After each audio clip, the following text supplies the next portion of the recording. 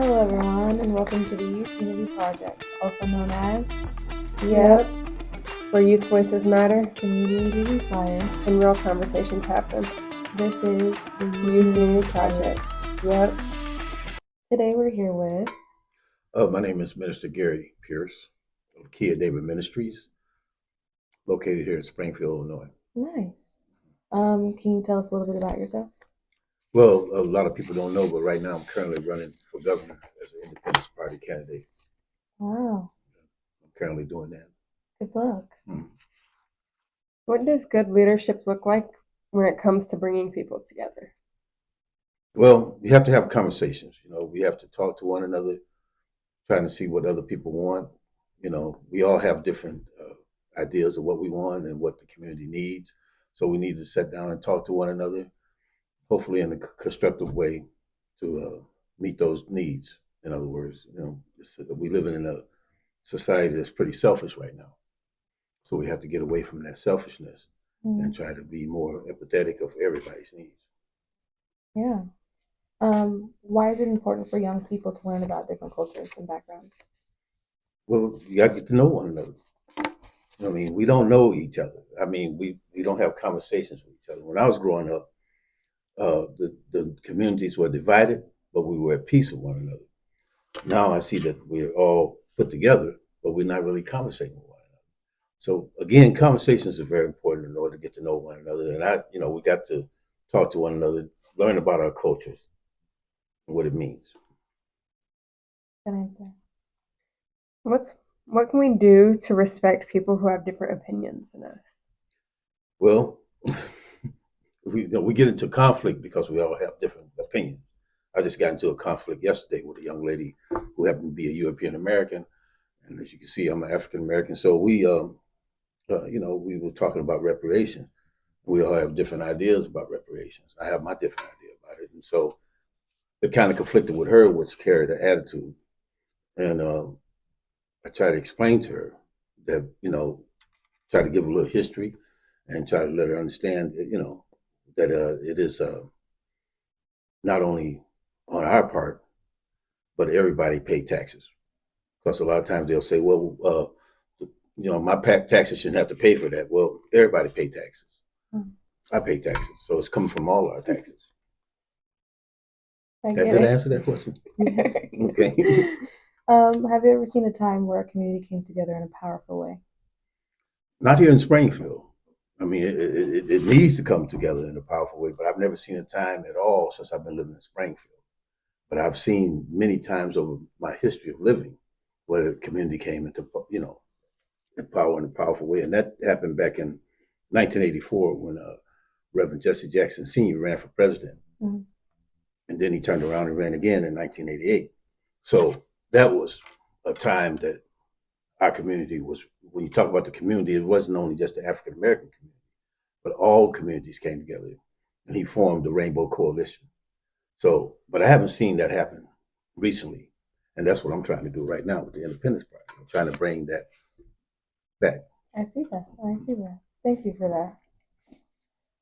You have another question? That's all the questions I have. Do you have another one? Well, thank you very much for having us today. We like to do this little thing where we say Youth Unity Project and you say yep. Okay? Are you ready? Yep. All right, ready? Youth Unity Project. Yep. And now we have State Senator Doris Turner representing the 48th District. Nice to meet you. Nice to meet you too. Can you tell us a little about your background, about yourself? Sure. So I was appointed to the State Senate in February of 2021. And prior to that, I served 9.5 years on the Springfield City Council and 10 years on the Sangamon County Board. So it was kind of, a normal progression. I also was the chairman of the Sangamon County Democrats for 10 years. And when I assumed that role, I was the first Black woman in Illinois to lead a political party in Illinois. Wow. Yeah, so that's my, political side. I retired from the Illinois Department of Public Health as chief of the Center for Minority Health Services after 22 years.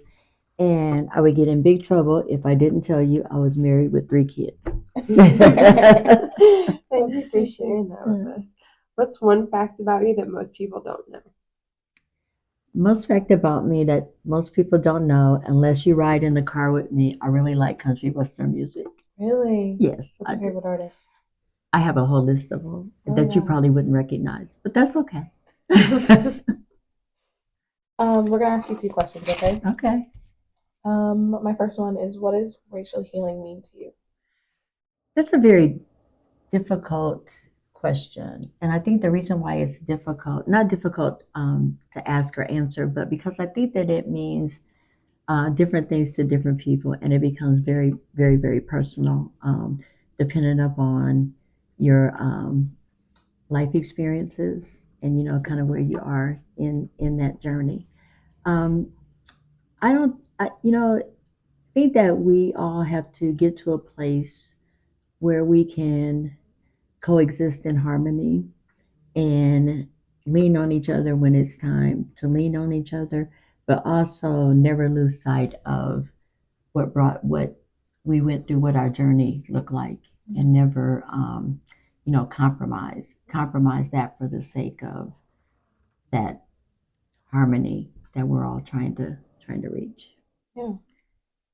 Does that make sense to you? Yeah, no, I get it. All right, I have one more question. What are some small actions that make a big difference in building unity?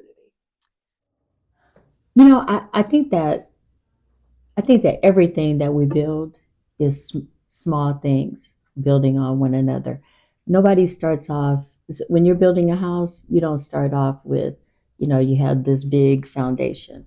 The foundation is made, brick by brick. And so I think that we, number one, you have to get to a place personally where you decide that you want to begin that journey, because a lot of us will talk about moving towards unity, but it becomes a lot of lip action, a lot of social media things to get clicks and likes, instead of really believing in your heart that that's where you want to go. And it can be something that you jump on because your friends are doing it, or something you jump on because it's the thing of the day. So, I think that the first thing is this the journey that I really want to be on, and how do I, and where am I trying to go? And then you start making those steps towards that. Yeah, I like that. I have one more question for you. How can we have hard conversations about race in a respectful way? That is very difficult. um, I think part of it, because conversations about race are always hard. They're just because of the nature of the conversation, it's always hard. And it becomes even harder when you're having those conversations with people of a different generation. Because when you talk to people about race, like maybe your grandparents' generation, they're looking at it from one perspective because that was the journey that they traveled through. And they either saw, were impacted by, or knew people that were impacted by the very difficult times in that history. So that's, you have conversations from that perspective. Then you talk to people, perhaps of your generation, where you have really been sensitized to a lot of that history. So having those conversations with you is a little bit different. But I think that because we're all coming from different places, but I think that part of it is that you have to get to a place where you want to be honest about having those conversations, and you want to be able to have them from a place of empathy, and not argumentative, and saying, no, that couldn't have been like that. I don't believe that happened because this is the way it is. This is the way it is now. So, and also from a respectful place, because just because you didn't have that same journey that maybe your grandparents or your parents had, you have still been impacted and had a journey. So I think it's a place of respect, and being able to have those conversations with from a respectful place, but also being able to challenge when things are said that you don't understand or you may not believe. You challenge it, and then you continue to have those conversations. Yeah. Wow. I understand that what you were talking about with different generations, like they may have gone through different things, but every like experience has been valid. Mm-hmm. So I get that. Yeah, and then it just becomes you're validating that experience and not challenging it or questioning it. Yeah. Well, thank you for having us. We have this little thing that we like to do where we say Youth Unity Project and then you say yep. Okay. Okay, are you ready? Yeah. Youth Unity Project. Yep. And now we have. Dr. Erica Austin. Thank you for joining us today. Thank you for having me. Can you tell us a little bit about yourself? Oh, yeah. So I was born and raised here in Springfield, went to District 186 public schools. Went out to college, came back, had various jobs, but my most current job that I get paid for is at SIU School of Medicine, where I am the Director of Community Engagement for Medical Humanities and Assistant Professor. My other hat is I'm on the school board where I serve as school board president. We're gonna ask you a few questions today, okay? Mm-hmm. Am I started? Okay. First, I want to ask, what are some ways young people can help bring people together? I think that young people can help bring people together by social media. That is a huge I won't say epidemic things that our young people are taking place in, and they have followers. You look on the social media, and young people have followers. They're making trends. They have all these different reels and things that are coming out. So and I've seen it. Like they're like, well, did you see on TikTok? They said this, they said that. So I think that's the way to bring people together because people actually, like the young people actually look at that on like 24/7. And I also think that by communication with each other, texting each other, even conversations like this with each other, I think that's a way to bring everybody together. But I do think that social media is a powerful platform to bring people together. Yeah, I like that. What does unity mean to you personally? Unity means to me, it may sound cliche, but everybody coming together for a common cause, common purpose. No matter what your background, no matter what your ideologies are for this moment or what purpose that we're doing, we're coming together as one to make a change. That is what for me, unity means coming together to make effective change and putting everything else aside but focusing on the root of the problem and to come together to solve it. What roles do schools play in creating unity? Schools play a big role. School is where you see everyone, right? You see different races, you see different religions, you see everything in the schools, people's identity. And so the school's role is to make sure that um, everybody is safe, everybody's heard, everybody's seen, and that may be by having different clubs. I might be part of the LGBTQ club over here. Hey, I might be part of the BSU over here.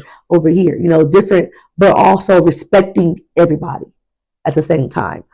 So the school's role is to make sure that we have a safe space for everyone to grow, to be seen, and to be heard, and also leveling out the playground, leveling everything out.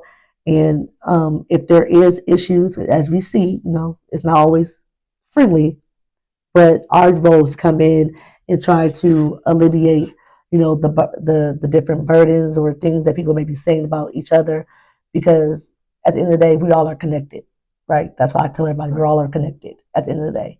So our role is to bring everybody together and make sure that they're safe and that they're heard and that they're felt and that they're seen. Yeah.